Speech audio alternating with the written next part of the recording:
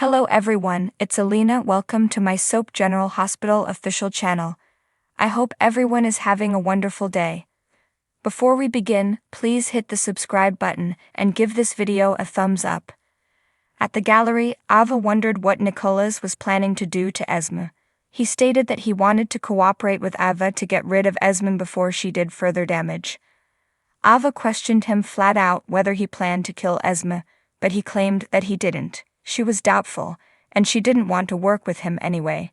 He assumed that she feared being able to resist him, and she rolled her eyes. He asked Ava to plan a party and make sure Esme was there. Nina arrived to Carly's with something to tell Carly. Drew reappeared and advised Carly that the embassy required an answer, so Mina needed to go. Carly insisted that whatever he decided was okay, and she vowed to manage Nina. When Drew was gone, Nina admitted that she was the one who'd alerted the SEC about Carly and Drew's insider trading.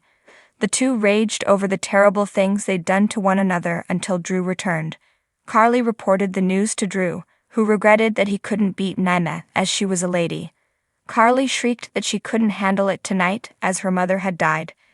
Nina expressed her sorrow, but Carly screamed at her to get out. When Nina was gone, Carly fell into Drew's arms and moaned that she had to live in a world where Nina existed and Bobby didn't. Jocelyn and Dex returned to her dorm room after a party, and she was delighted that he'd gotten along with her friends. Just then, they'd heard activity outside the door, and Dex opened it and found Adam trying to get in the room. "What are you doing in my room?" he mumbled with a red cup in his hand. Jocelyn sat him down on her bed before he slumped over, and she asked him what was going on. He acknowledged that his parents knew about his low grades and that he'd lied about having an internship over winter break. He claimed that they'd threatened to remove him out of PCU so he could go somewhere local, since he wasn't performing up to their standards. A few minutes later, Jocelyn got a call from Drew, who summoned her home because Carly needed to talk to her. Dex volunteered to accompany her, but she wanted him to keep an eye on Adam. When she was gone, Dex told Adam that he could relate to Adam's parenting situation. He vowed that things would get better. A little while later, Adam was practically asleep in Jocelyn's bed. Dex turned out the light, and Adam whispered, "Thank you, Dex." On the docks, Michael admitted that he'd blackmailed Nina into not seeing Willow and the kids. Willow raged at him for going behind her back and interfering in her relationship with her mother, and she accused him of manipulating her. She was outraged that he didn't trust her to protect herself, if need be. When they couldn't even be honest with one another, she pondered, "What kind of marriage is that?" He swore they would get through it, but she needed time. She urged him to sleep someplace else that night. His phone went off, and he saw that it was Drew. She told him to take the call, as they had nothing left to say that night, and she walked away. Sunny was standing inside the chapel when Cyrus appeared, delighted that Sunny had found his way there in your hour of greatest need. Sunny spat that he would never buy Cyrus' saved act, and that night was not the night to push him. "She told you," Cyrus said, and he was delighted that his advice had benefited Mana. Sunny punched Cyrus in the face, and Cyrus repeated a Bible phrase about turning the other cheek. In reaction, Sunny punched the other side of Cyrus' face. He pushed Cyrus and ordered that the man fight back. Cyrus landed on the ground, and Sunny struck him again, urging him to fight back. Later, Sunny arrived home with a bottle. He thought back to his talk with Mina as Ava entered the flat.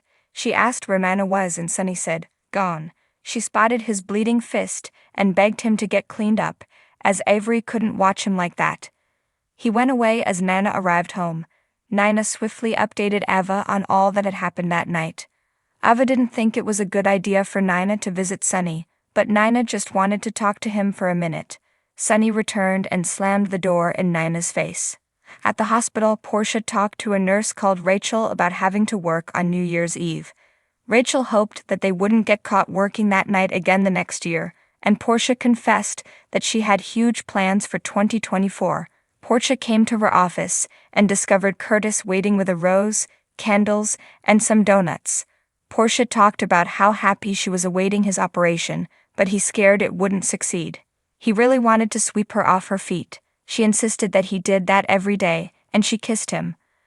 A little while later, Portia and Curtis got off the elevator, as Portia had an emergency to attend to. At the Port Charles Grill, Laura reflected about her family and how much the Spencers had lost. Just then, her phone went off, and she answered it to Ace's babysitter, wondering where Esm was. Outside the restaurant, Esm decided that she wanted a drink and entered. Laura spotted her and informed the babysitter that Esm was all right. A few minutes later, Esm assured the babysitter on the phone that she would be home shortly. Kevin returned with hot chocolate for Esm and saw that she'd dropped her glove. She replied that she only had one anyway, and Laura instantly called Esm out as having broken into Windermere on Christmas Eve. Kevin left them to chat in private. Laura admonished Esm, but Esm stated that she thought she could regain some memories by being there. She realized that what she'd done was terrible, but she agreed to pay for the broken glass. She added that she'd panicked when Laura had gotten there, and she'd raced out, presumably dropping her glove in the process. Laura suggested that Esm turn herself in, as she would probably simply get community service and a fine, but she would feel much better, because actions had consequences. Just then, Laura's phone went off and she answered it to Curtis. He told her to get to the hospital and said it was regarding her brother. Esm left the restaurant a few minutes later while informing the babysitter that she will be home in 10 minutes.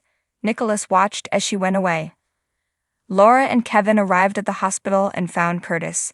Curtis informed them that the priest had found Cyrus in the church alone. They proceeded inside Cyrus' room, where Portia informed them that Cyrus was stable, but he hadn't yet regained consciousness. Laura questioned who had wounded Cyrus. Jocelyn and Michael arrived at Carly's, and Jocelyn wondered whether he had any idea what the meeting was about. "There's only one way to find out," he said, and they entered the house. Carly tearfully informed her kids that Bobby had departed away. She went on that Bobby had been staying at Luke's flat, and she'd died quietly in her sleep. Jocelyn questioned what they would do without Bobby, and Carly hugged her kids and promised that they would go through it together. The latestGHAEA is. Steve Burton confirms Day is leaving. ABC confirms his General Hospital return. Steve Burton confirms Day is leaving. ABC confirms his General Hospital return. Week of January 1, 2024. Last of EEK on GH. Dant arrested Sonny. Port Charles pays tribute to adored Bobby Spencer. GH is spoiler alert. Port Charles pays tribute to adored Bobby Spencer. Kelly Monaco replaced by Lindsay Hartley on short-term basis.